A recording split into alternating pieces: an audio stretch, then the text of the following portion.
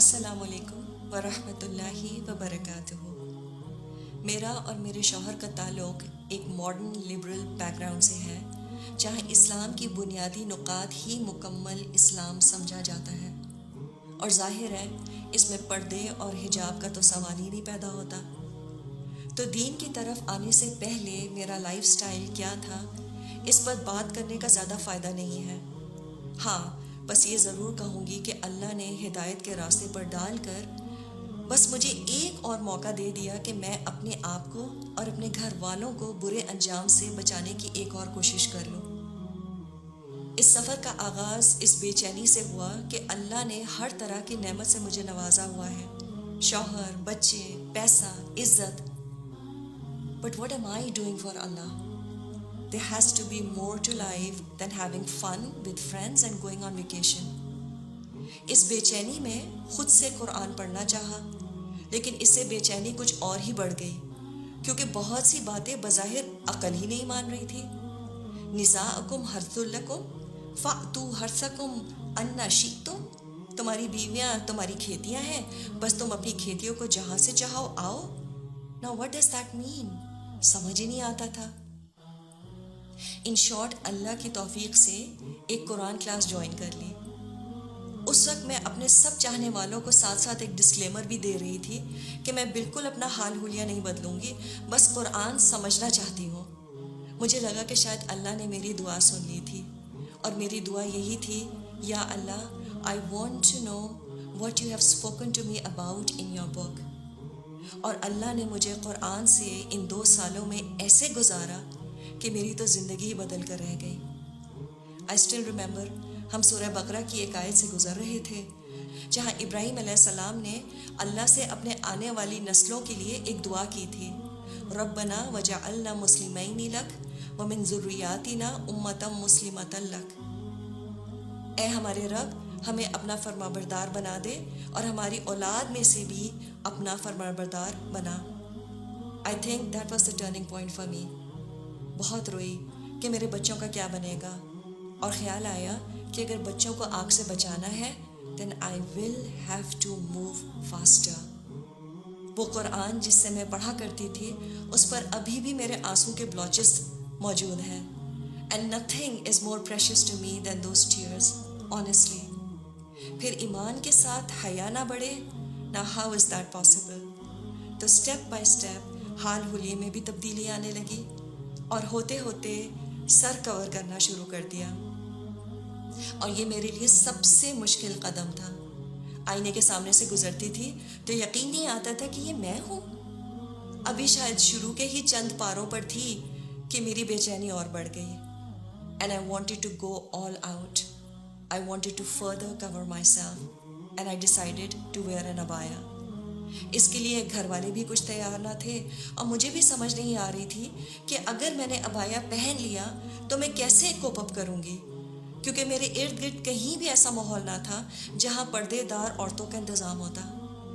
اب یہاں پر پرانے دوست بھی کچھ چھوٹنے لگے، کیونکہ ان سے سمجھ نہیں آتا تھا کہ میں بات کیا کروں۔ مجھ سے کسی نے پوچھا کہ تم خوش ہو؟ And I still remember my reply۔ I said, how can I not be happy؟ I am for the first time in my life in love with Allah subhanahu wa ta'ala۔ اور جس سے محبت ہوتی ہے اس کی خوشی سے بڑی خوشی کیا ہو سکتی ہے؟ میں نے اللہ کی مدد سے ابایا پہننا شروع ہی کیا تھا کہ میری ایک پرانی سہیلی مجھے کافی پر لے گئی اور سمجھایا کہ دیکھو، تم جذباتی ہو رہی ہو، دین پر ضرور آؤ لیکن دھیرے دھیرے۔ میں نے اس سے کہا، what if I die before that؟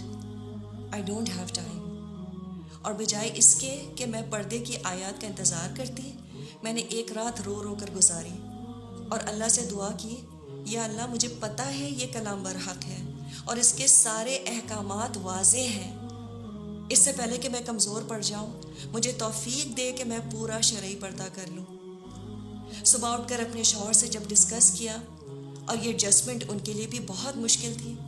He wasn't prepared for such big and drastic changes in my life، لیکن اللہ ان کو بہترین اجر دے، انہوں نے میرا یہ حال دیکھ کر کہا، go ahead، اللہ مالک ہے۔ I still remember فیس کور کرنے کے بعد میرے ہسبینڈ مجھے جب پہلی بار ڈرائیو پر لے کے گئے تو میں نے ان سے آئس کریم کھانے کی ریکویسٹ کی، اور وہ بھی کون آئس کریم کھانے کی، کیونکہ میرا ارادہ شرعی پردہ کرنے کا تھا، اور اس میں ایک بڑی رکاوٹ مجھے اپنے نامحرم رشتہ داروں کے سامنے کھانے پینے کی نظر آ رہی تھی۔ Alhamdulillah, if you can manage eating cone ice cream, you can definitely manage other meals with your face covering. I still mess up my scarf sometimes, but then I tell myself it's okay. دین پر چلنے پر تو انبیاء کا بھی مذاق اڑایا گیا، تو چلو اس بہانے یہ سنت بھی پوری ہو گئی، الحمدللہ۔ لیکن میری زندگی کا ایک بہت بڑا قدم یہ تھا کہ میں نے مکس شادیوں پر جانا چھوڑ دیا۔ اس پر بہت سے رشتہ داروں کا دل بھی ٹوٹا۔